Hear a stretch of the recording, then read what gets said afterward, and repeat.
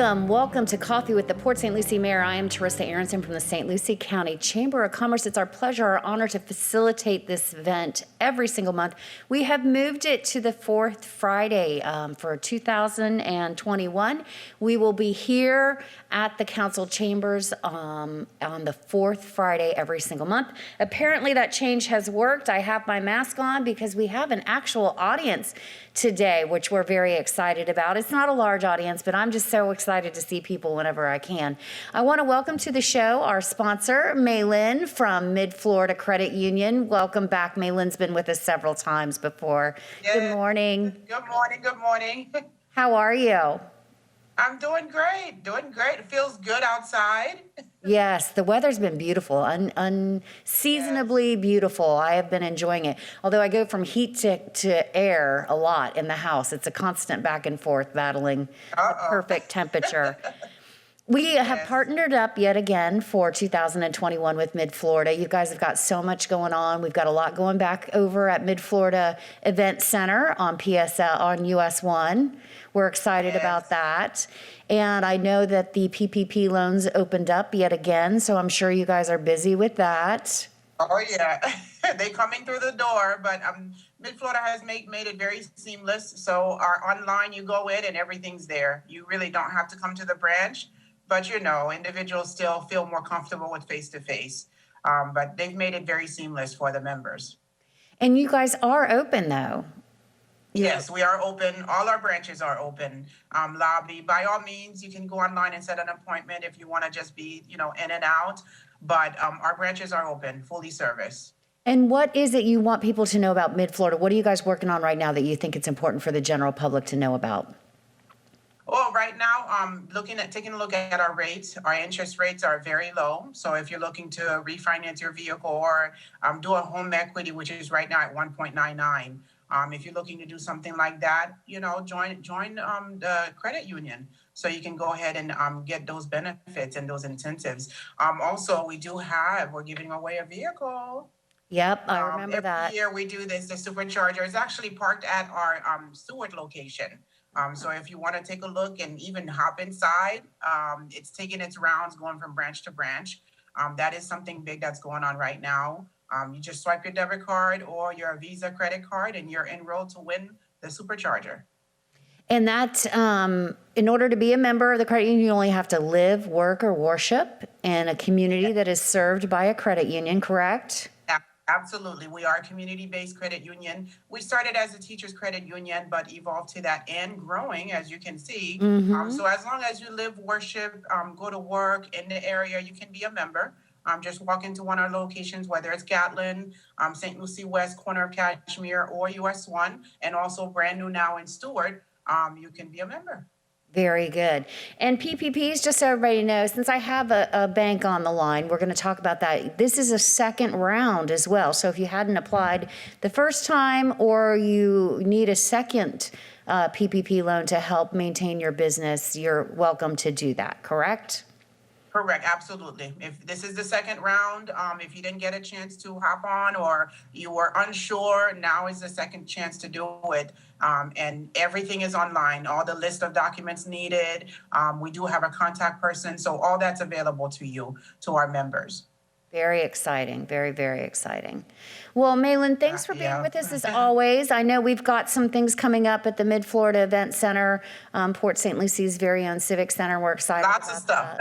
Yeah, they've got some concerts coming. And right now they're working on rolling out vaccines, which is exciting. That's now a vaccine stop for our elderly in Florida. So that's very, very exciting. I want to thank you and your whole entire team for being very supportive. You always have been, and we appreciate it so very much. And hopefully soon you guys will be back in studio with us. Maybe? Yes, we're working on that. All right. Well, thanks for being with us, Melyn. Good to see you as always. We are going to take a break, and when we come back, we will be visiting with, of course, the Port St. Lucie Mayor. Stay with us, everybody.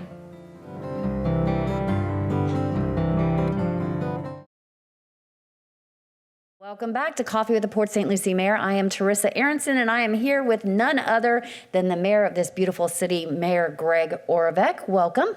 Good morning, Terissa. Happy New Year. It's good Happy to New see Year to you. I haven't seen you, and I think we missed December. We did. We had to go to a new day because I now serve the Treasure Coast Regional Planning Council on behalf of the city. Oh, very good. We had the election in November. We have a new member. We redid our assignments, and the Treasure Coast Regional Planning Council meets the same day that our old coffee with the mayor was held. So, Well, it worked out perfectly because one, we have an audience for the first time in a very long time, so I think that's a good sign of the change of date. But my other talk show that I did do this day also had to make a change, so it worked out great. well, excellent. I love it when a plan comes together, at least fate intervenes. And you mentioned vaccines, and I think that's the topic of the day. And Yeah. certainly the last couple of weeks, we've been getting lots of questions here at the City of Port St. Lucie. And I think it's frustrating for everyone. It's frustrating for everyone who wants a vaccine, can't get it. And it's frustrating for those of us at City Hall who'd like to help more directly, but are on the outside looking into this process.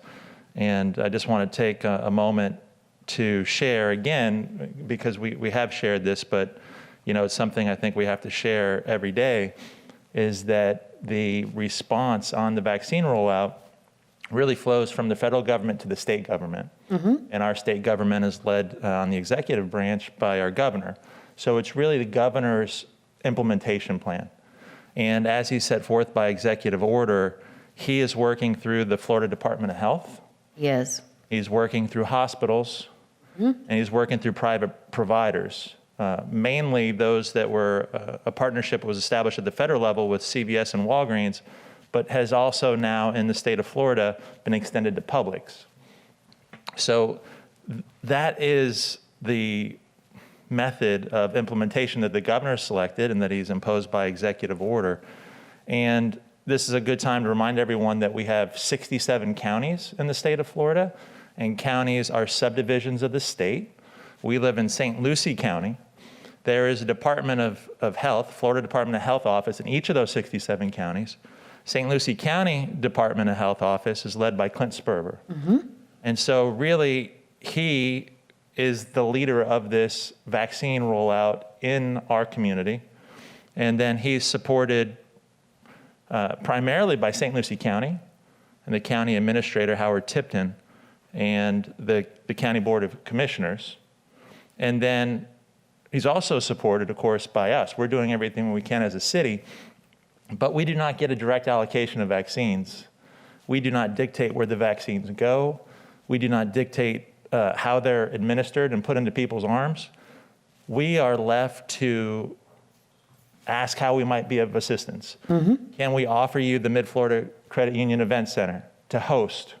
It's not that we get additional vaccines there. It's just for the vaccines that you have and that you want to administer, can we offer you this building so that it's more convenient for the public? They don't have to just go to the St. Lucie County Fairgrounds or wherever the site is. Could we buy a freezer? Well, it turns out St. Lucie County has already done that. So at least they've taken these steps to store the additional vaccine dosages that may become available. We've contacted our hospitals. Hey, is there a way that we can help you administer as many shots? And as you probably know, but the public is still learning all these different facts. Cleveland Clinic has administered shots to the public. They're trying to get it out there. Yes. HCA to this point has just been internal. Yes. And HCA is the private corporation that owns St. Lucie Medical Center and Longwood. Yep. So they have only offered it internally to their healthcare professionals, hasn't gone to the general public. Yep. And so we can just ask, how could we help you offer it to the public? We can't make them offer it to the public. And as recently as yesterday, I was calling our state legislative delegation on just trying to get answers to questions, because when you have this level of frustration and there's these questions, these fair questions, might be tough questions, but fair questions you don't have the answer to, people want the answer to it. So yesterday's question of the day was, why did the Publix in Martin County get the vaccines to administer to the public, but not the ones in St. Lucie County? I know. Good question. Let's find out. We don't have the answer yet. We're getting kind of, this and different responses to that. And so as mayor or elected official or head of the chamber, you're just left trying to bring people together, trying to understand that the bigger issue is that there's not enough vaccines. There's not. The supply and the process hasn't caught up with the demand yet, and that it's actually good that there's that level of demand, because that's what we need. Whether you want to, whether you prioritize the economy and get them back, or you prioritize public health and safety, doesn't matter. The way back, to achieve both of those things is to get vaccines in arms. So we're all united in that. We're glad that so many people want to get vaccines. And now we're left with this reality. And I think that's our job up here as leaders, is to try to communicate that. And I'm trying to encourage, the greater effort to better communicate that. Look, there's over 80,000 seniors in St. Lucie County. That's the #1 population that's been identified by the governor. Yeah. 21% of the state. That's a lot. It's a lot. But so let's communicate. Hey, 80,000. We've given 7,500 vaccines, one shot. So this is how many more we have to go. I mean, let's say that there's 88,000 and that there's been 7,000 given. Well, we got 81,000 more to go. We do. And at this pace, it will take 40 more weeks. So let's not hide from the difficult truth. It's called embracing the suck. Let's deal with the truth, set expectations so that people do not worry themselves to death. About it, yeah. And demanding answers, I get the need, because I want them to. I have been on phone calls and I have reached out to all those places, so funny as you. How can I help? How can I help the businesses, get the vaccine? Same answers. There aren't any, because we're just not getting enough vaccine.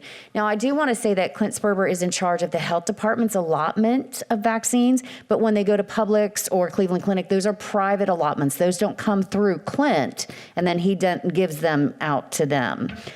You understand what I'm saying? Like, he's not in charge of handing out those to Cleveland Clinic. They're getting them directly from the state. But, on every phone call I've had about the vaccine, the answer is we don't have enough. It's really just that simple. We do not have enough to meet the demand.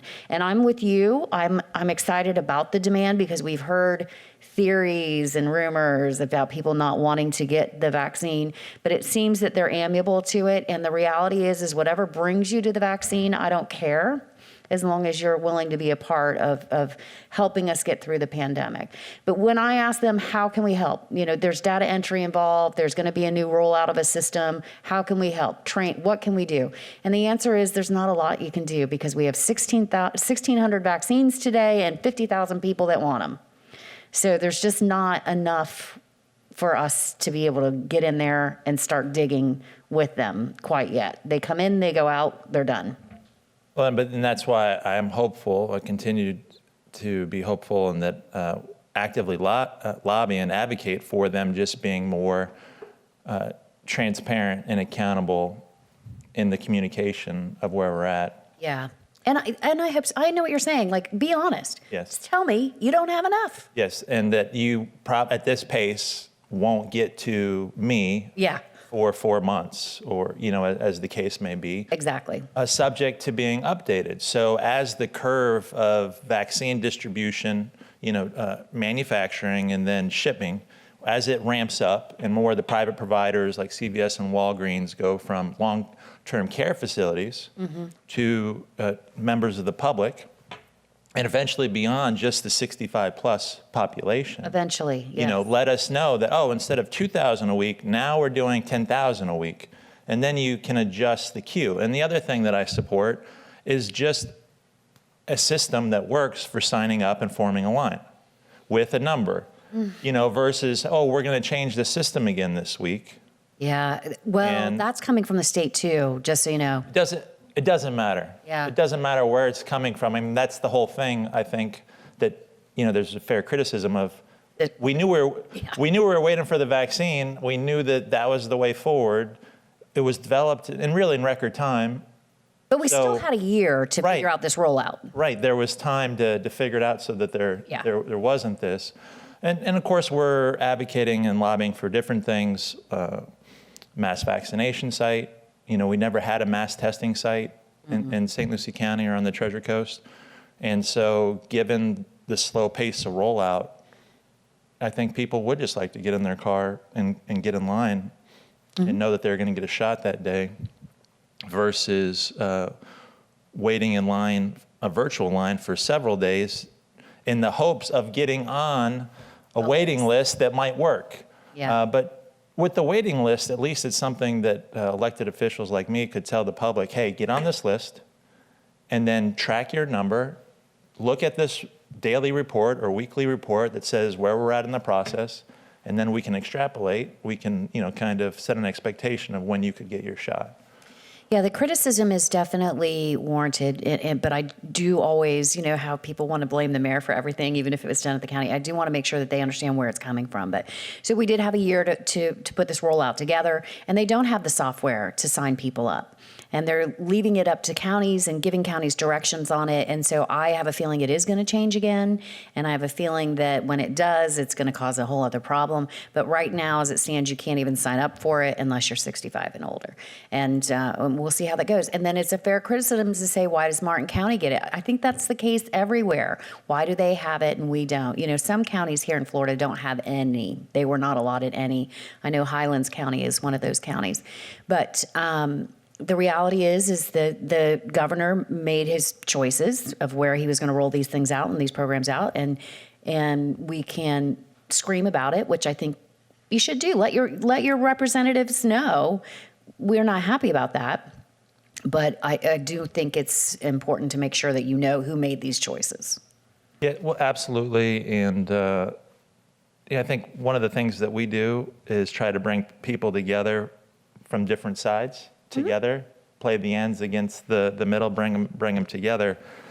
And so we're doing that here also when we're asking people, while we're criticizing the process fairly, you got to also understand that it does have to ramp up.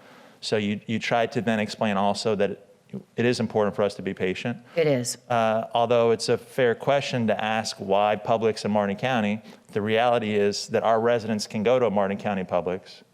So our residents can try to get into that queue for Publix just like everyone else. So don't let that stop you just because it's in Martin County.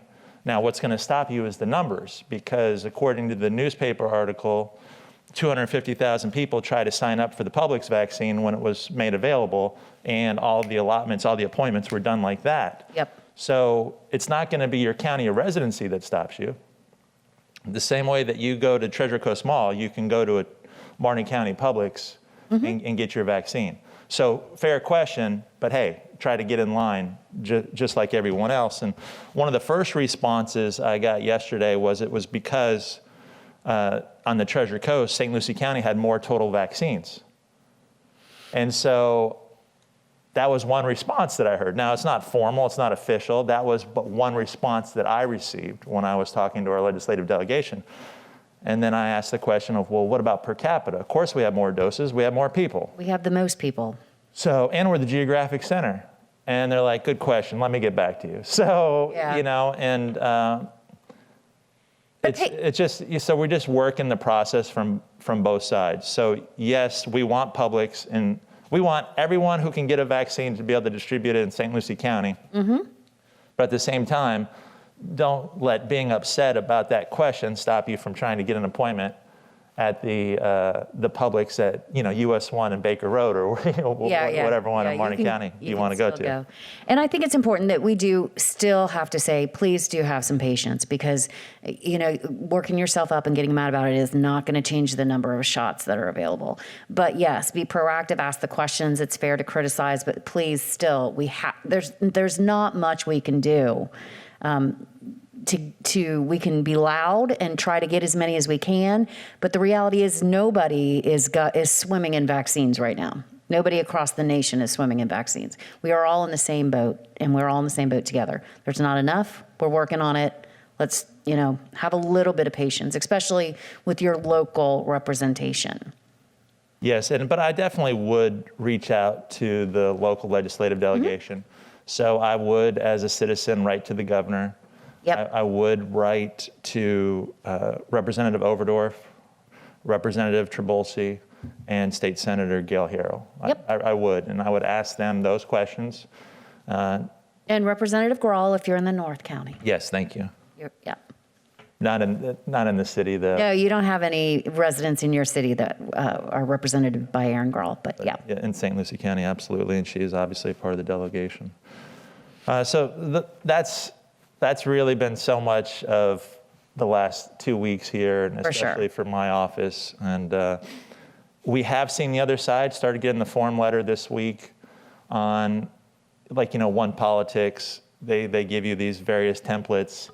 And I started getting that form letter regarding vaccines and not making people get it. So people who are opposed to the vaccine did start to get those form letters this week also. Oh, they did? Just to the point of, you get it from all sides. Started getting it from the other side too. This pandemic has definitely been such proof that you do get it from all sides, because on the same post or same event, I do an event, we do it, how dare you have an event, we're in the middle of a pandemic, why aren't you having more events? Like, you cannot make the masses happy, for sure. So I've given up on that. I told you I took a little break from Facebook, but you just can't make everybody happy. It's a very divisive time. People are on edge. I get it. And I get that they all have their choices. You make your own choices for you and your family. I'm not going to deny anybody that. But yes, you get it from all sides. One decision just ticks off 50% of the people. Doesn't matter what it is.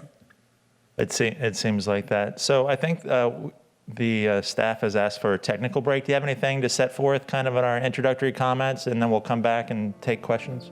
Oh, well, I know we have a lot of people in the audience that want to ask some questions today, so I'm excited about that, but I'm good. All right, excellent. So we'll just be back in 2 and 2. Yep, technical break, everybody. Stay with us. Thank you.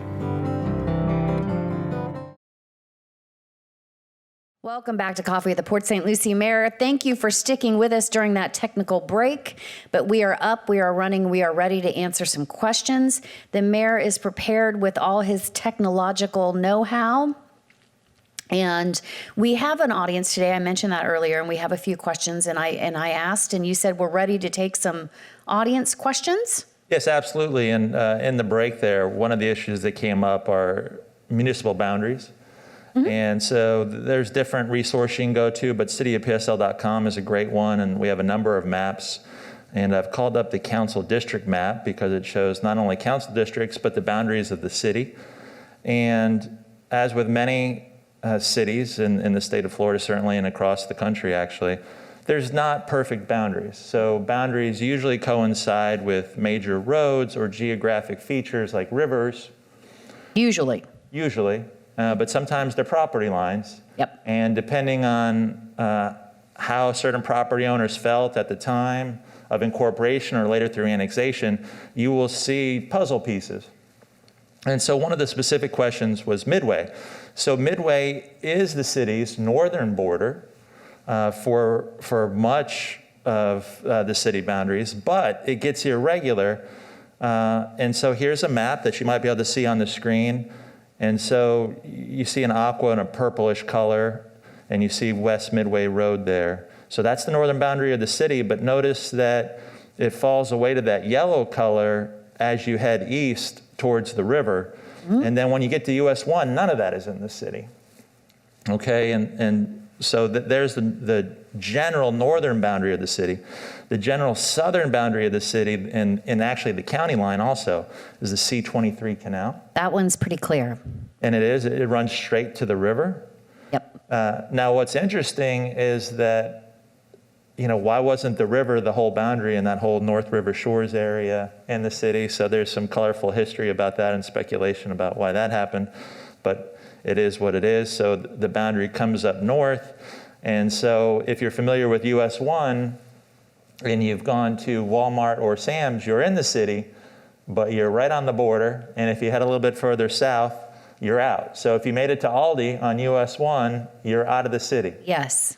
If you went to BJ's and thought you were in the city, you weren't. Yeah, Yes. the mall is not. Yeah, all that stuff. And it's funny because not too long ago, a portion behind BJ's was a part of the city. Remember all that too? It was, and even further down behind Target was part of the county, and they gave it back to Martin County. And if you went traditional and you kind of went with probably what were the intentions of the time, it would have been the banks of the river. Yeah. But it didn't work out there. So you got to look up that history. And it's fun. You can't overlook that hole in the middle of the city, which is also county unincorporated there on the west side in PGA.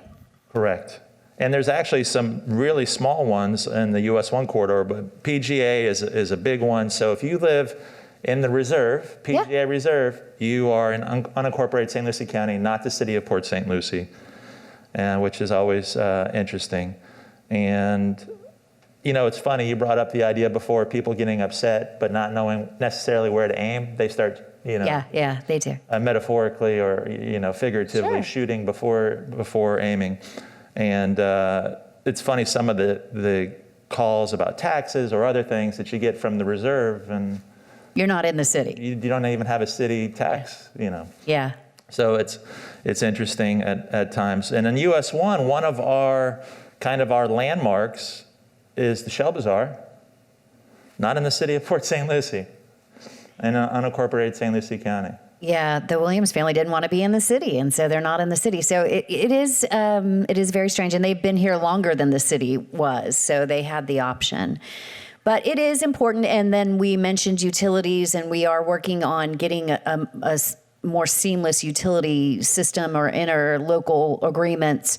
But there are several utilities. There are the city of Port St. Lucie, there's St. Lucie West, there's St. Lucie County, there's FPUA, and sometimes those services overlap, even though you might be in one of the other one's jurisdictions. So it is all very much a hodgepodge, and that's why I say, you know, it's okay to be angry, but let's delve into who you should be aiming it at. All right, well, with that, we'll go to questions. Anybody have questions? If you want to have if you do have a question, please feel free to come up to the podium in the middle of the rows there. It's nice that we have an audience. I was hoping for questions. I always like questions. That's my favorite part of Coffee with the Mayor. You typically bring out lots of questions, and we haven't had an audience for so long, so I've missed that. Does anybody have anything?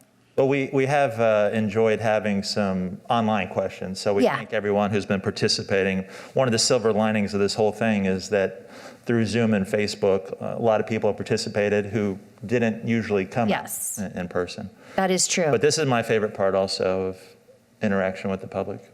Yeah. I feel like between the two of us, we have a lot of opinions and some knowledge. So we're here to help. Okay. Do we have any online questions? All right, so we'll have to go back to that. I don't have my glasses on. So Robert Harris, and he is, good morning PSL. Why is the city still permitting homes on Becker Road, knowing one day in the near future it will need widening? Thought there was still a no build and zoning for the properties on Becker changed, so no RS can be built and or permitted. Those homes are going to back up traffic. Also, no reports of the upgraded street signs in Crane Landing yet. I have heard nothing. So we got more than one question. We have some loaded questions in there.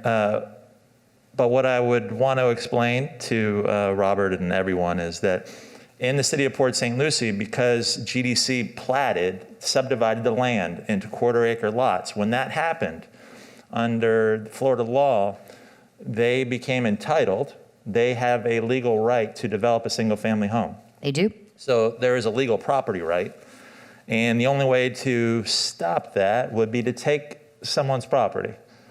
And if there was a public purpose, it is legal to use eminent domain, but there's always a price tag associated with it. Because you have to give them a fair market value for the property. Correct. So you would have, you have to have public purpose, and you'd have to have money. And so why does the city permit it? Because the city must permit it by law. And there is a Becker Road corridor plan, and that plan did transition the land use and zoning to office and multifamily over single family. And the council thought that was better than the single family, which I think that's a fair argument that it would be, but to me it's not as good as making Becker Road a parkway, more like a crosstown, or sections of Gatlin than a PSL Boulevard. My argument is, why make Becker into anything resembling Port St. Lucie Boulevard? Couldn't agree more. And that might, what I mean by that might not be obvious to people who just moved here. But the reason why there's a hodgepodge of uses on Port St. Lucie Boulevard is, again, going back to our General Development Corporation. When I say the words or the acronym GDC, it's General Development Corporation. And everybody can boo. Well, they did some things right. And I think one of their positive legacies is that the city is affordable. Yeah. And it's a place that still has what makes Florida, Florida. And if you work hard and do the right thing, and especially if you have 2 people in your household, you can buy a beautiful house on a 1/4 acre and kind of live the dream. And I think that's one of the great things about PSL. And I think that them creating 80,000 1/4 acre lots, helped make that possible. And they were obviously good at marketing. That was the one thing that I will never argue with you. They were great at marketing. So I give them credit for that. On the negative side, on the critical side, they were in the business of making money, and they wanted to sell as many homes as possible, I think, while installing as little infrastructure as possible. Absolutely. So whether it's water and sewer, sidewalks, inadequate roads, stormwater. You didn't have any of it when they... You didn't have any of it, or certainly not a sufficient enough level. And that included commercial infrastructure. So they didn't zone. So in St. Lucie West, where you have these large areas of commercial, and then you have multifamily, and then you have single family off of an arterial major roadway, they didn't do that. They put single family on all the roads. All the roads, because they could sell that. And you still see that today on PSL Boulevard. You see homes, single family homes on 1/4 acre lots on PSL Boulevard, except they're not exactly a 1/4 acre anymore because the road took the front of their yard, so the house is even closer. And so in the 80s, the city had to go through a process of converting, and they created conversion areas to turn those 1/4 acre lots into developable parcels for commercial. But if you've ever tried to assemble a 1/4 acre, and turn some 1/4 acre lots into a commercial parcel that's big enough to develop something that's worthwhile, With it's really hard. Yeah, you can't do it. It's not big enough. Because, so let's say that they're all lot owners on this side. Sarah, Maureen, they're willing to sell. But Norm, he's like, man, I got him, so I'm going to jack up my price. And then the guy behind Norm, he's like, this is the golden ticket. I'm holding out for $1 million. And so it's really hard to assemble property, becomes cost prohibitive. And furthermore, just the size of the lots themselves. So the depth of those lots, you got two lots back to back, you got 250 feet total. You can't do a really nice commercial development on 250 feet of depth. So you have this converted strip centers next to single family homes on your 6-lane road that has your name on it, Port St. Lucie Boulevard. Drives me crazy. So one of those things, if I had a magic wand, that's getting fixed. And why convert Becker Road, which is the same condition of single family lots, into a situation where it'll be like PSL Boulevard? And now, on top of that, the city of Port St. Lucie owns the jobs corridor and the 10 million square feet of commercial entitlements along I-95 and Tradition. Right. So we're trying to sell that to the private market. We want commercial development there. Higher paying jobs. Why put any of it on Becker? So I make the argument, I continue to make the argument, that our city would be better if Becker Road was more like Crosstown and had commercial and multifamily development only at the major intersections, like PSL Boulevard and Becker. And the rest was a linear trail and a greenway that made you feel like, wow, Port St. Lucie's special. And it's not a hodgepodge. Wow, this place is like living in a beautiful park. This is like living in old Florida, not like living on Port St. Lucie Boulevard itself. It's an entryway. And for me, and you and I both know we feel the same way about this area, is I think it's a people mover. It's 3 miles between the Turnpike and 95. That is marketable in economic development. But it's not great when you have single family homes getting plopped up all the way down there. So I couldn't agree with you more. I hope it's not the end for Becker Road. You tell me there might be some hope, but it should be a people mover. It should be an entryway to that jobs corridor from both 95 and from the Turnpike. And I'm hoping we can get there eventually. There's a few ways. One, the council has been open to discussing our corridors, including Becker Road. So I think because there are single-family homes being constructed on Becker right now. Yes. So I think that helps to see what could happen and is there a better future. The problem always is the competing priorities and expense, right? Yeah, it's going to cost a lot of money. There's no getting around it. It costs money to do stuff like that, and it's more expensive to retrofit than to do it right the first time. It is, and we're losing the first time, though. Well, Rapidly. and we kind of lost it, and that was my argument at the time, is that once you change the land use and zoning, you just made your acquisition more expensive. Yeah. Because it's not a single-family lot now. Which are much cheaper than a commercial lot. So yeah, we've lost a little ground there. But it can still be done, and to the extent it can be done, even if it's not 100%, 60% would still be a lot better than 0%. And so I think the other avenue we have is we're working on a greenways and trails plan, Yes. and we're also working on a land preservation plan. And I think that both of those things lend themselves to having this conversation because we have a great trail system going in Tradition and Southern Grove. Mm-hmm. And the question, and I think the challenge is, well, that's wonderful, but now how do we connect it to the whole city? And how does the whole city share in lifting up our community and having the same amenity package? Or similar amenities. Yes, yeah. Yeah, again, it's hard to retrofit versus doing it right. So it's easier to do in Southern Grove and Tradition because it hasn't been laid out yet. It's harder to punch it back in after the fact. But Becker Road is not built out yet. You can do it. Much easier to do it there than Port St. Lucie Boulevard. But I will say that on Port St. Lucie Boulevard South, we are doing it. Port St. Lucie Boulevard South, which is going to start construction later this year and eventually widen from, essentially Gatlin all the way down to Becker, Yeah. that is getting a multimodal trail separated from the drive surface. It's going to be nice. And Yes. so you could connect Tradition to Becker to PSL Boulevard South. And then really to the rest of the city. That's right. Exactly. It's exciting. And then there's also a major FPL corridor that's visible off of Gatlin. It's where the transit. Have you seen the jobs terminal going in next to Home Depot on Gatlin? Okay, I'm with you now. Yep. So that's a major FPL corridor that goes north-south, and on this side of 95 though. So Okay. there's some real opportunities. The other question, Robert gave us a 2-for-1 special there. The other one was the decorative street signs.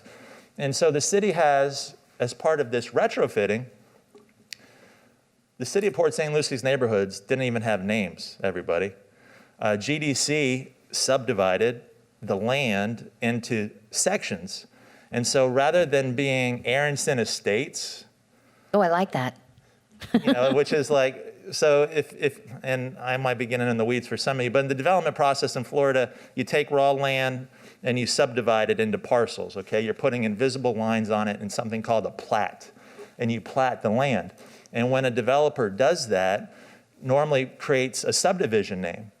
And the subdivision could be Oak Trails, it could be Sandpiper Bay, it could be Aronson Estates. GDC, and that's where your neighborhood name really comes from. Like when you live in the Cascades, it's because the developer created a subdivision plat that said this is the Cascades, and then they branded it. Well, in PSL, GDC branded it Section 35 or Section 8. Who wants to have a neighborhood called Section 8? And so that is why in PSL, so many of us identify with streets. You don't say, oh, I live in, Oak Hills. I live in Section 35. No, you don't say that either. You say, I live on Off Rosser. Morningside. Yeah, by Becker. Yeah. So one of the things we did with the neighborhood improvement community engagement program, NICE, is, okay, we're going to name every neighborhood in Port St. Lucie. So many do you names. really love something if you don't name it? I mean, I can only imagine if I called my kids 1, 2, and 3. It's... Yeah, it gives you ownership. You're invested. The other thing we wanted to do is create these kind of kickstart projects to get people excited about identifying as a neighborhood. because there's a social infrastructure that goes into that. We need people to know that they're a neighborhood and they live together in a unit. But we also want to do physical improvements because they psych you up and they give you pride. And so some of the projects that were done were decorative street signs, just going from the corrugated metal plain sign Right. to the black decorative pole, you know, and you see that over off of Floresta, and you see these really nice black signs, or you see them in most gated communities now. I haven't seen one yet. I'm curious. I'm going to look for some. Yeah, they look really good, and places, you probably take them for granted, but when you're in a nice gated community or a master plan community, if you notice, you're going to see a decorative black street sign versus just the green metal sign. well, not even green. I mean, the plain one is just metal color, you know, either the aluminum or the steel, whatever it is. Whatever it is, yeah. So and there's different levels of decor. There's fluted, there's just straight. And then the signs can either have a border on it and a top, or they can't. You know, there's different levels. But Robert would like that for his neighborhood, and understandably so. Sure. And the staff that oversees the program said, oh, that's great, but we don't have the money for it. And I said, well, don't stop there. You know, don't stop. It's not their job to appropriate money. That's the council's job. So I support his request, but we got to go through our annual budgeting process, and we got to go through the discussion of beautification projects. So what I would tell Robert is what I would tell any citizen, and that is try to meet with your council officials, start with the district council person. But since we're all elected at large, you know, he's already got my support. Get 2 more, and it's going, you know, and that can happen. So you need a majority of council to support whether it's a policy or a project. And you got to find the money. I mean, you have And then you have to find the money. to prioritize that is more important than something else too. That's always a huge part of it. It is, and so this is another great point. So what I would say is, it's always great if you ask for something and you just get it, right? Mm-hmm. But a lot of times, especially in something this complex with so many competing priorities, it's a process. Mm-hmm. And to your point, which I think is very astute, and of course you're the head of the chamber, so you're dealing with this stuff all the time, is first get the buy-in that it's worthwhile, and then once you can get that identified, hopefully formally, then you can work on getting it funded, and then you can get it moved up. But in that order, get the buy-in on the concept, get it formally in a plan somewhere, a capital improvement plan, and then you can work on getting it funded sooner. And I'll give you an example. Recently, Sandpiper residents wanted to see a sidewalk along Wilderness Park, and it wasn't in the sidewalk master plan. So the first thing, and I supported it, but you just can't do everything. No. When in a city of over 200,000 and 120 square miles with this many needs, you can't just do everything yesterday. So we got in the sidewalk master plan 10 years, 9 years from now, let's say. So we got it in last year. So it's in the plan. That's good. That was the first step. Now it's in the plan. So now it's going to get done in 10 years. And we're counting down every year. So we're at year 9. But this year, it's the #1 project for our trails. We want to do trails demonstration projects because trails one of the biggest needs in the city according to our citizens, mobility and sidewalks and trails. Mm-hmm. So we wanted to do 3 demonstration projects. That was ranked #1. Oh, good. So now, because it was identified as a need and there's this crossover, it's going to get done much sooner. In the than 10 years. prioritization, it moved up the ladder, so it's going to happen. And a year ago, it wasn't even on the list. So that's the process, though. That's the lobbying process at the local level, whether you want decorative street signs or you want to talk about taxes or anything else that's on your mind. And to your point before, it's always great when citizens take the time to get informed and lobby passionately, but not just, well, what's a nice way to put it? I mean, make sure the proper order is ready, aim, fire. Yes, not just go off without really having your facts straight. So Robert, a lot of that. the soonest it could happen is this year's strategic planning process, getting it specifically identified as an improvement. But what would help it along to make sure we take advantage of that opportunity this spring is to have multiple council people in support. So please reach out to the council members and see if you can get additional buy-in. And remember that the council and I cannot speak with each other about issues that might come before us for a vote Right, outside of a sunshine. public meeting. That's sunshine law. That's the sunshine law. Yep. We can talk about anything we want. I'm not in government. I'm a private sector person, so we can talk about all kinds of stuff here. But fellow serving government boards cannot speak one-on-one together. No, we couldn't be like in our offices, Hashing it. not at a public meeting, Yeah. saying, hey, you know what, I'll support that sidewalk at Wilderness Park. If you support these street this. signs over here, that's illegal. And that would be bad, very, very bad under Florida law. So Debbie Schumann-Cornell would like to know about what to do on the second vaccine if she hasn't heard from anyone. Okay. And then we have our question from the audience. So, that, I'm sorry to hear that. And what we can do is follow up with our emergency management staff to bring this up at their working group meeting that they have with the county. So we'll clarify that. So please, please, please bookmark. Now, what I would recommend is that in addition to bookmarking cityofpsl.com/COVID-19, I'm bookmarking the county's page. I am bookmarking the Florida Department of Health St. Lucie County's page, and I am reading at least one newspaper every day. That's me. And that's what I would recommend that you do.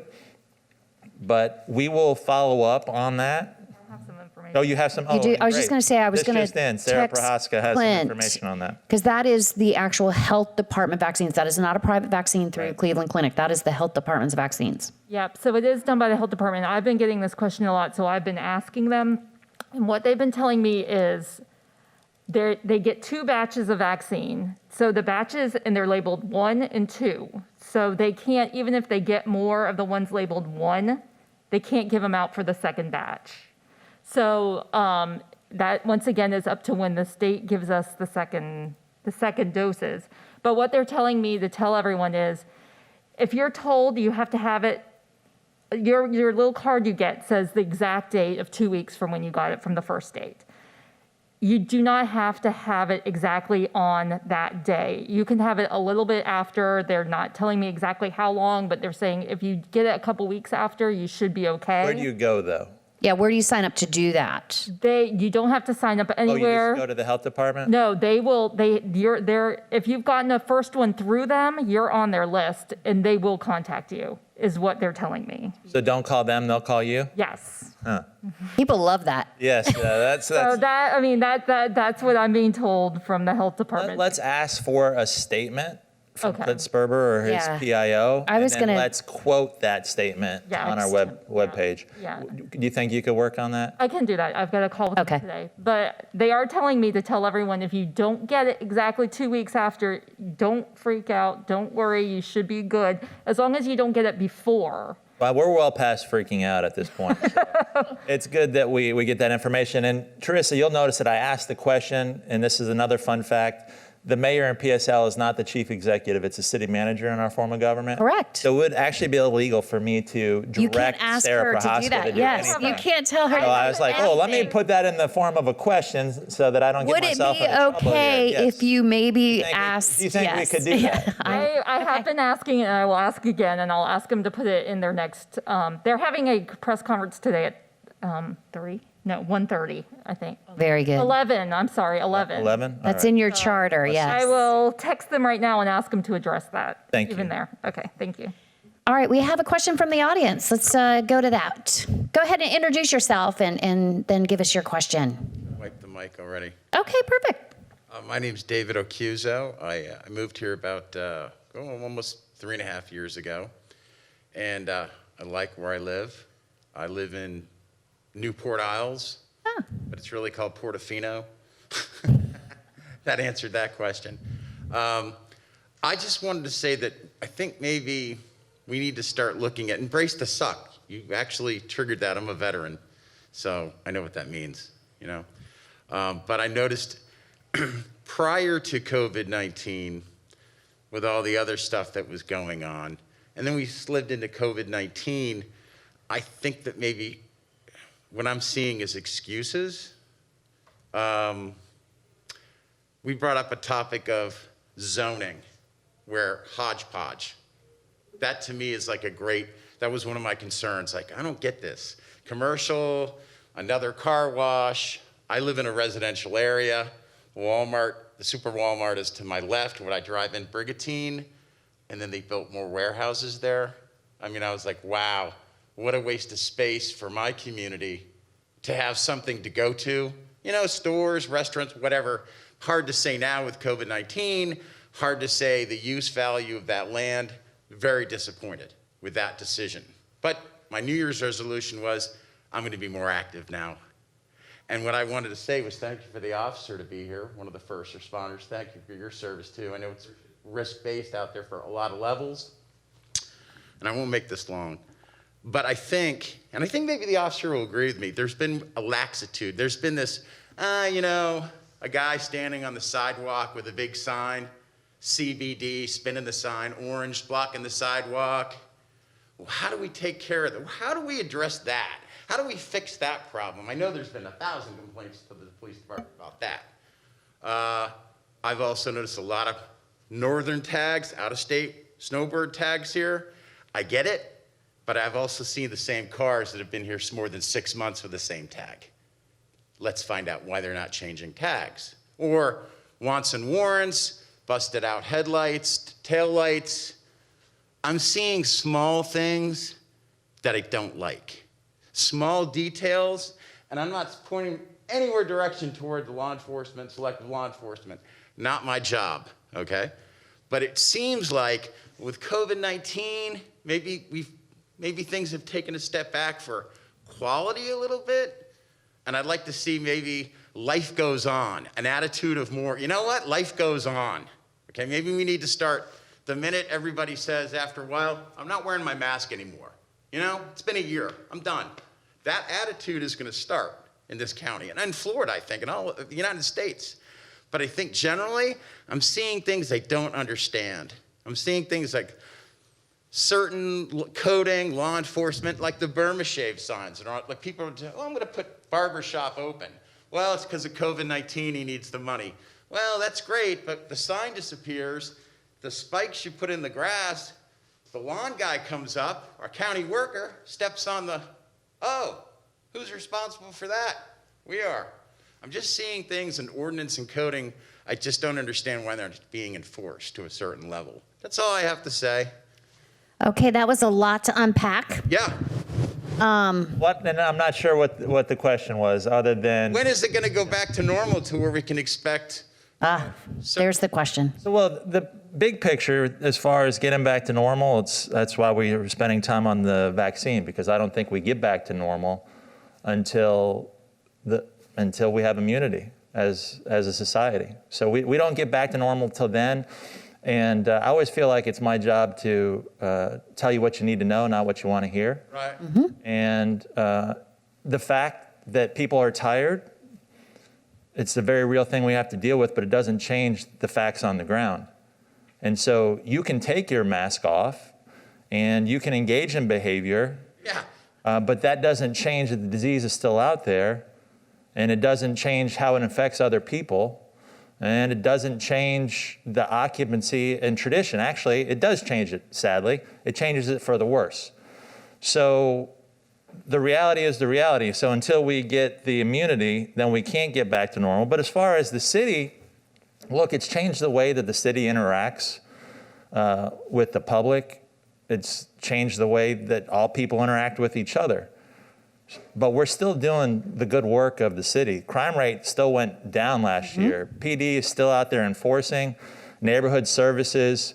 And, you know, that's something we're glad to have you in the city of Port St. Lucie. We're glad that you like it here. One of the things that's special about Port St. Lucie, it's the safest large city in Florida. And, you know, obviously PD, the hard working men and women in blue, make that happen. And they make it happen in concert with a community that embraces them. You know, we love our police officers here, and it's a team effort. So we have success there. We have a neighborhood services department that continues to enforce the codes of the city.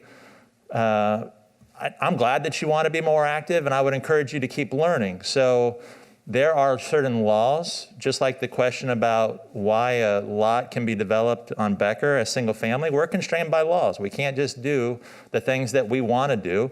And in a city of 206,000, there's over 206,000 opinions. So we can't just do what we want to do based on the law. And then you have to be sure that when you say, can we do what I want to do? Can we do what we want to do? It's really we. We have to go through this messy democratic process of figuring out what the majority wants to do or what the leaders vote on doing. And then the people want to elect new leaders. I mean, you know what the process is, and that's what it is. But some foundational things that I would encourage you to learn about: land use and zoning. Yeah. Check out a future land use map. Check out a zoning map. Yeah. And then understand the legal rights that It can go get with weedy. that. Free speech laws, the ability to walk on a sidewalk with a sign. The That was second they put it into the ground, it can be regulated. If they're holding it, unless they're blocking the sidewalk and actually physically, permanently blocking movement, not an issue. Some communities regulate sign spinners based on distracting and creating a hazard in traffic. Some do. And some lose that argument in a court of law Yeah, because that came down some- federally. Some have lost, but what you find is that if you go to regulate sign spinning, there's three sides to every issue. And you're going to hear from the business community and members of the chamber that say, you're negatively impacting my business. Why don't you worry about more important things than me paying someone $10 an hour to spin signs? So these are policy issues, and that's the job of a council or a county commission, as the case may be, on figuring out what policy is right for the community. But I can tell you that you're the first person that brought up sign spinning to me in 5 years, probably. So it's probably in our hierarchy of wants and needs and issues. For me, it's nowhere near the top of my radar right now. Right. And so the process that we utilize here in the city of Port St. Lucie, and something I'm very proud of, I've been in government since 1996 in local government. One of the things I'm most proud of Port St. Lucie is that we have a very methodical, disciplined approach through our strategic planning process. And I would encourage you, because you care about the city and you want to be active, please check out our strategic plan and the process associated with updating our strategic plan every year at cityofpsl.com/strategic plan. And then you can see the process, how we actually prioritize and reprioritize every year what we're working on.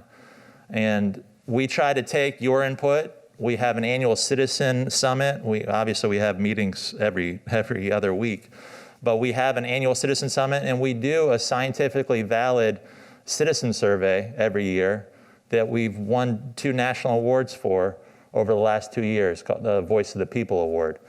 So we're actually trying to use data and citizen input, scientifically valid citizen input, to drive our continuous improvement every year. So those are just some of the things I would suggest that you check out, because you're dealing with very actually complex and good concepts, but there's a lot that goes into it. And the thing that Terissa and I talk about a lot up here is like commercial site location, why certain uses are allowed certain places, and why don't we have your favorite restaurant or your favorite store.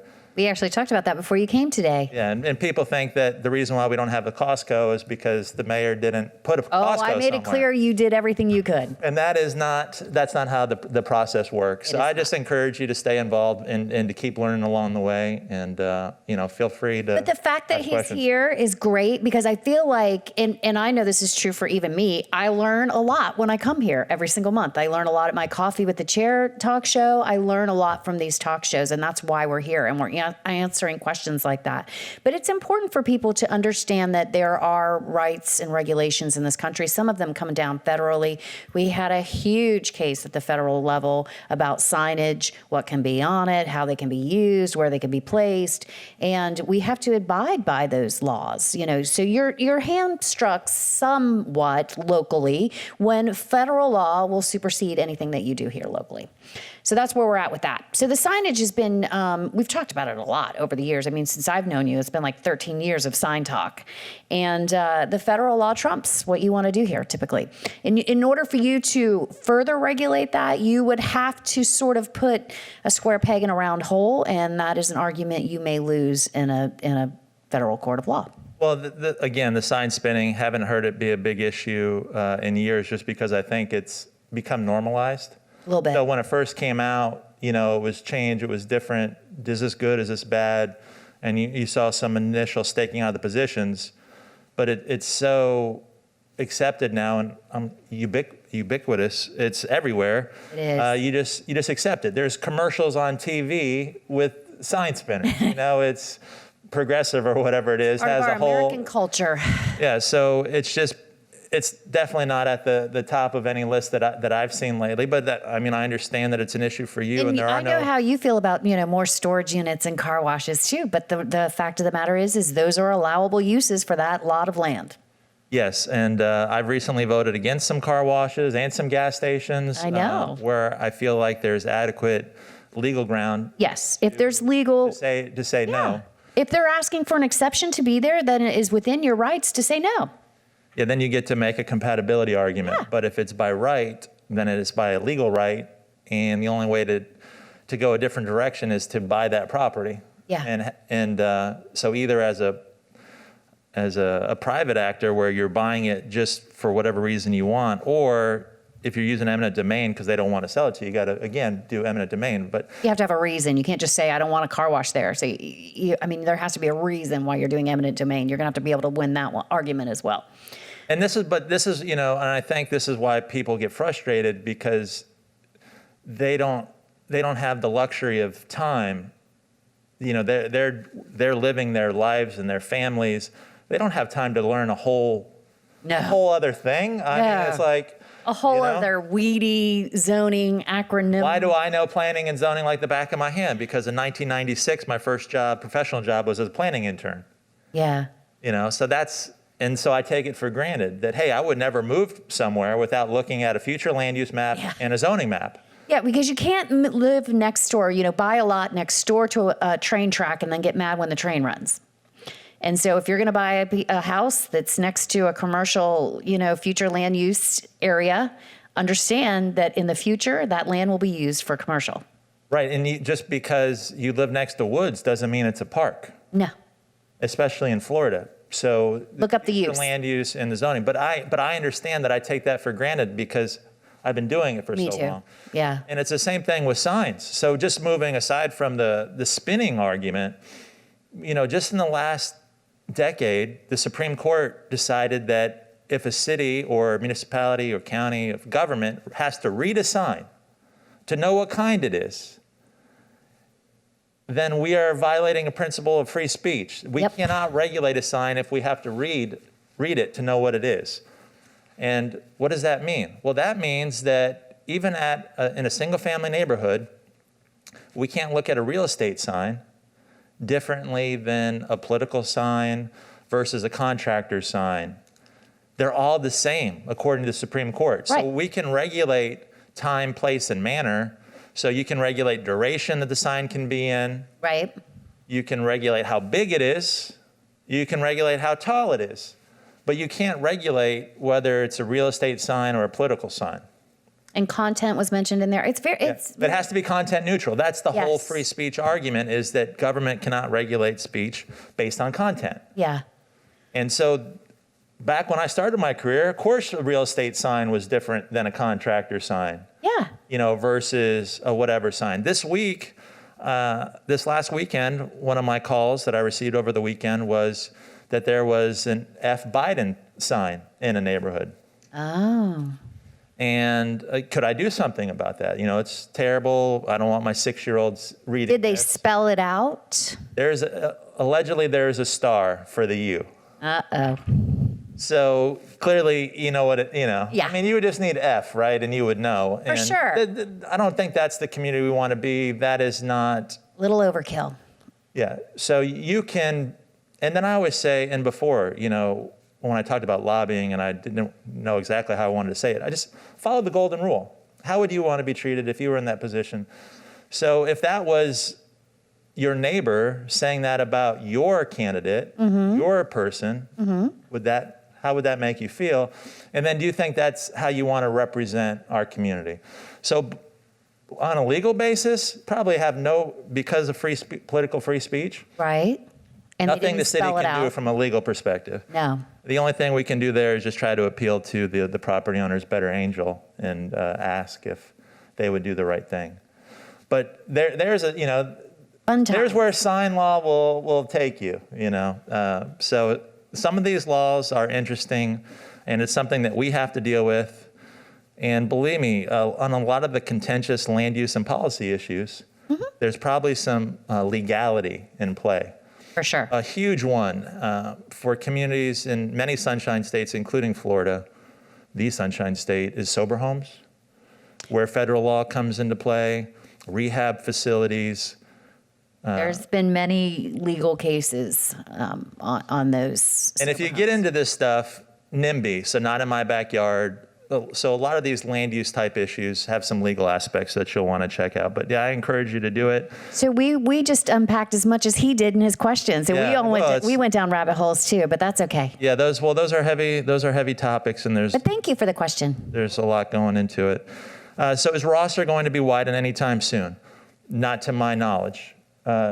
What happened at Monday night's council meeting is that I advocated for, and I think the council is receptive to, kind of setting expectations going forward, especially with all the growth we have. So it's always going to be this battle of, is it getting done soon enough? And with road projects, it very rarely happens that way. Yeah. Because you don't get in front of demand. You hopefully are trailing it right behind it.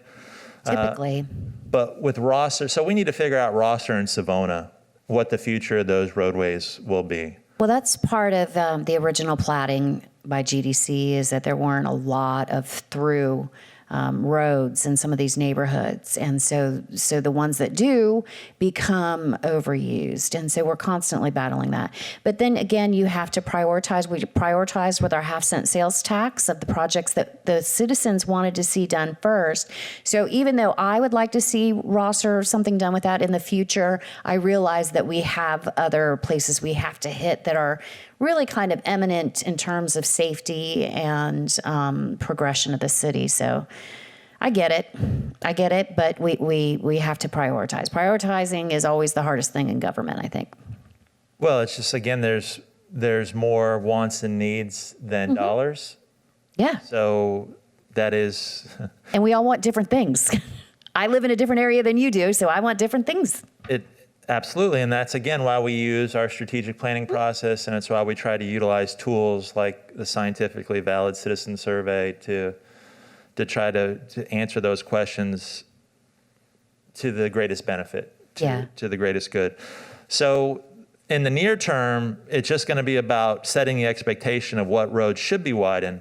But with so many of these issues we've talked about today, and especially the heavy ones, there are at least 3 sides to every story. At least 3. If you're lucky, there's only 3. That's right. But if you do not see 3 sides to almost any story or any issue, then you're not looking at it hard enough yet, because there's always your side, my side, and the truth.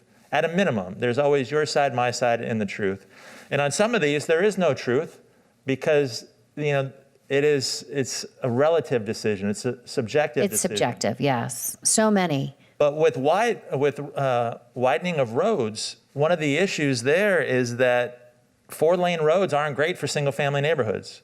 4-lane roads aren't great for the single-family homes that live on the 4-lane roads. Yeah, like Rosser. It's not good for pedestrians or cyclists. It's not good for the the connection of the neighborhood. So understand that while it might be great for you to drive faster through someone else's neighborhood, not necessarily great for the neighborhood. So should it be 4-laned? Should Rosser be 4-laned when it doesn't even connect to Becker anymore? It does not. So these are all questions that have to be answered. Maybe a section, well, obviously a section of Rosser is 4-lane. Maybe it needs to be 4-lane further. Maybe some of the intersections need to have just roundabouts so that it has continuous flow of traffic and you can get the most capacity out of a 2-lane section. Yeah, I mean, there's still a lot of single-family homes there, and Well, the whole road is fronted once you get beyond the commercial and head south past the commercial and the multifamily. behind Sam's, you'll not. Yeah, it's just Outside of a library rooftops. and Yeah. a couple of green spaces. Peacock. But they are putting some more intersections in, at least some stop signs, that sort of thing, to try to control traffic. And you and I have talked about traffic on this show too, as well. It's been crazy out there. People are driving like there's, especially on the highway. But we're always constantly thriving to make it a little bit safer. But when you only have 2 or 3 roads that can get you somewhere, those are always going to be well traveled, and you're going to have bad actors. So putting even just stop signs in has been very helpful. We've got a stoplight at Rosser and Savona, which is helpful. And they put a stop sign in on Rosser, which is great. So they're working on it. And we're doing roundabouts like crazy everywhere, which I love a good roundabout, but I still think that should be mandatory before you get a license as how to use a roundabout. The person in the roundabout has the right of way. I mean, it's really that simple. They do, but also, this is my biggest pet peeve, and I actually had Chief Bolda come on a show one time and do a demonstration, and my biggest pet peeve is you can't get in the outside lane and just go all the way around. It drives me crazy. If it's a 2-laned roundabout, you're only in the outside lane if you're getting off. Well, so I did not support a 4-lane roundabout. They're too complicated for most people. But the 2-lane roundabout, I think, is wonderful. Yeah. And where I really saw it make a difference in Port St. Lucie was South Bend and Floresta. That was one of the worst intersections of the city. And by putting a roundabout at that location, it changed it from a terrible nightmare into a highly functioning road. So Yeah. it took away the traffic jam. And then because of the landscaping opportunities that present themselves with the roundabout, it became just a beautiful entry into this great neighborhood, which was leveraged by Boat Ramp Park. Yeah. So at the same time that this roundabout was happening, a beautiful park was being developed on the C-24. And so that was a home run. The ones that have gone in Torino are great. Yeah, Bayshore and Selvitz is outstanding. It's got a beautiful piece of public art in it. it does. It's There's going beautiful. to be one on Becker that has a piece of art that's just, I mean, it's awesome. It's mind-blowing. It's sublime. It's outstanding. So that's the good side. The dark side of the roundabout is Tulip. The Tulip, the extension of Gatlin at PSL Boulevard there by CVS and Walgreens. Oh, where you have to spin around if you want to go to Walgreens or CVS. But the real problem there is the block depth, again, getting back to a planning issue. But we've convinced staff, I think, to take another look at that, and we might be able to figure out something better. But that's on my list of things to correct, because that just didn't get the job done. And Yeah, I mean, it hampers some of your abilities to change direction there. I get that one. It's not great. But the one at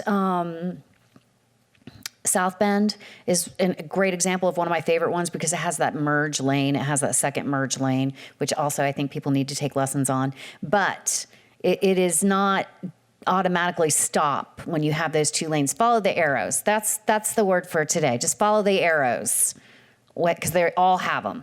But look for those conversations in the future, if that was a Mr. Charnas, about the future of those roads and what the section should be.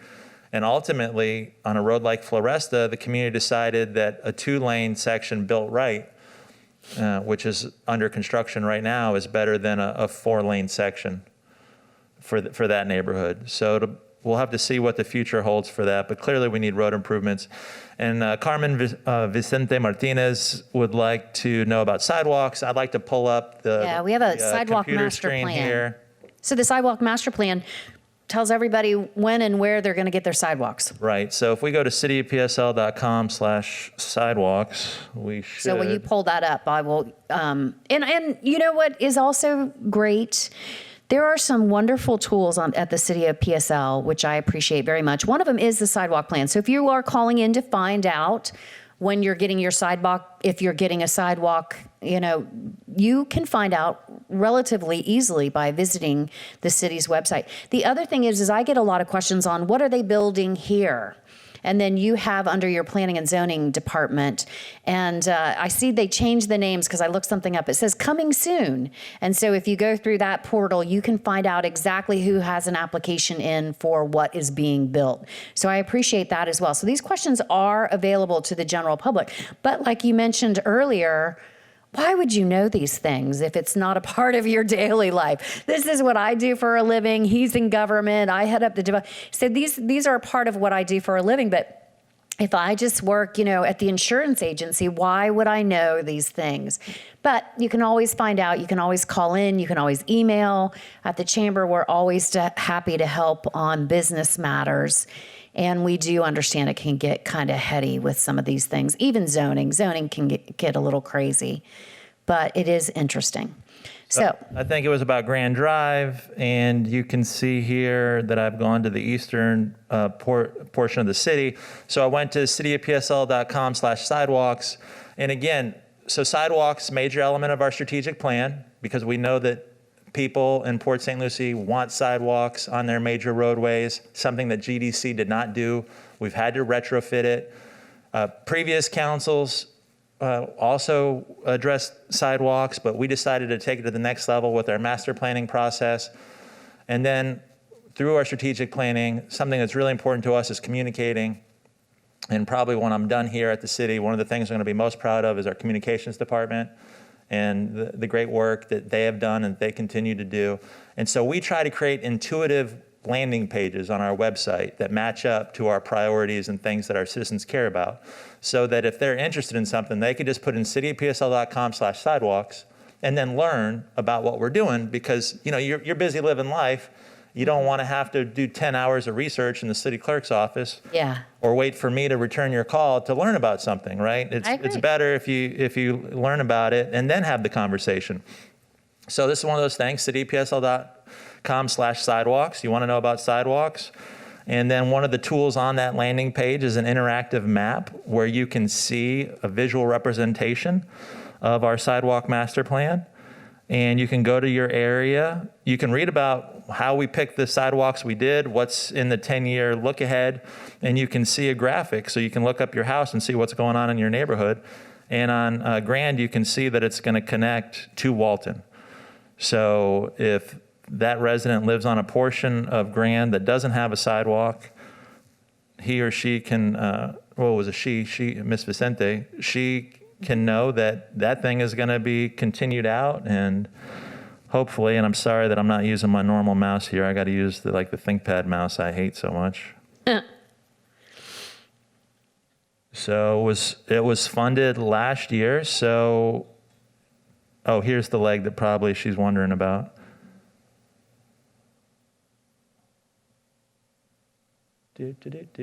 No pressure.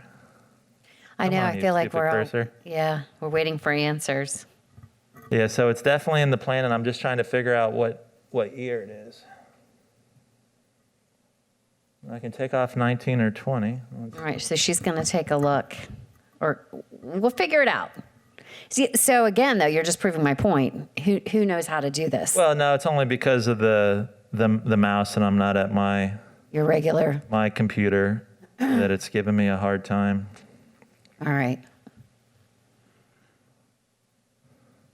And I can't even resize this because it's a special screen, and I'll lose it. Okay. But we'll get there. Do we have any more Facebook questions while we're... No? Good. Wow. I think that it was funded last year, and it's just not constructed yet. All right, so we still need to get her an answer, huh? Yeah. Yes, funded. So just, if you could just follow up with her so we can make sure we answer it, and we can look up her property address when we're not on TV and spend a little bit more time on it. But It's great TV. It's riveting. I'm sorry, Terissa, but in 5 minutes, we'll have the answer. It's No, it's all probably under contract and just has, if it's not in front of her house, unless she's on a different section of Grand that I'm not familiar with. No, it's okay. We're trying to make sure we answer the questions of the people. I like it. I don't know if we have any more. All right, well, There's always comments. Good to see you. You too. Always nice to see you. I'm very happy with the fourth Friday of the month. I'm glad it worked out for your schedule. And hopefully we'll have some more people. We're social distance now. There's like nobody in here, and you're Well, you 20 can only feet from me. and I don't advertise this event right now, and I won't until we get to the other side of this thing and vaccines are more readily available. I think the capacity of the room's 18. Oh, okay. Well, we're nowhere close. No. No. I do have to mention we still have a mask mandate in public where social distancing is not able. So people ask that all the time. And the county has put up some road signs, some digital signs that say, yes, we are under a mask mandate. So we still are under a mask mandate. I don't see that going away anytime soon. So I always like to mention that. We mentioned earlier that PPPs are open again. You can apply if you haven't applied before, and you can apply for a second go-round as well. What else? Vaccines, we'll keep you posted. Like I said, they have asked us to relay to everyone to try to be a little bit patient and understand that we're just not getting enough. Well, and we'll keep on fighting for information and do everything we can to make sure that we're in a fair place in line here in our community. Yeah, and I think we're not alone in fighting for our community, but that is our position. That's our job. We have to fight for our community. That is our job. And other people's are fighting for their community as well, so understand that, but we will continue to fight for our community. I don't think I really have anything else. I do want to mention the Small Business Assistance Program for the Chamber, because we are seeing a lot of businesses come online, and I think we're going to continue to see a lot more new businesses and new entrepreneurs in the coming year. Oh, you're coming over here. I got to step out. Okay, he's got to, all right, well, that, I don't, I'll be back when the cameras will be off. okay, I guess he's, I don't know what happened, but that's all right. He's gone now, so, but he did come by me. Anyway, Small Business Assistance Program, we are here to help you if you want to expand, build, sign a lease. If you're going to occupy new commercial space to you, we want you to call the Chamber first, because we have a stable of experts that are ready and willing to help you make the best decision in buying, purchasing, or expanding your business. We do it all for free. You don't have to be a member of the Chamber, but we don't want you to get stuck in a lease or a purchase or an expansion that turns out you can't do or you can't afford. So please call us at the Chamber of Commerce. stluciechamber.org is our website for more information. And with that, I want to take a moment to thank Mid-Florida Credit Union, as always, for sponsoring this show for us.